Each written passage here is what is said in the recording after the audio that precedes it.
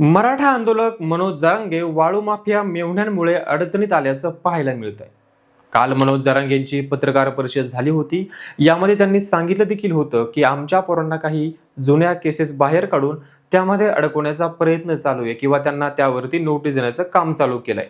त्याचबरोबर त्यांनी जालन्याच्या पालकमंत्री असलेल्या पालकमंत्र्यांवरती देखील शंका उपस्थित केली होती। त्यावरती त्यांनी सांगितलं होतं की वेळ आल्यावरती मी सखोल चौकशी करेल आणि यावरती बोलेल, पण त्यावरती मी आता काही बोलणार नाही। नेमका विषय काय आहे ते पाहूया। यामध्ये मनोज जरांगे यांचा मेहुणा आणि त्याचबरोबर ती आंदोलनामध्ये सहभागी किंवा सक्रिय असलेल्या एकूण 9 लोकांचा समावेश या तडीपारांमध्ये केल्याचं पाहायला मिळतंय। त्यावरती आता आपण पाहिलं तर जरांगेंचा मेहुणा देखील तडीपार केल्याचं पाहायला मिळतंय। तर नक्की यांना हे गुन्हे करण्यासाठी एक सहारा कोणाचा होता किंवा यांच्या डोक्यावरती हात कोणाचा होता? यामध्ये पाहिलं तर फक्त आंदोलनाचे गुन्हे नसून बाकी सुद्धा गुन्हे असल्याचं पाहायला मिळतंय, ज्यामुळे मनोज जरांगे यांच्या देखील अडचणी वाढू शकतात असं देखील दिसतंय।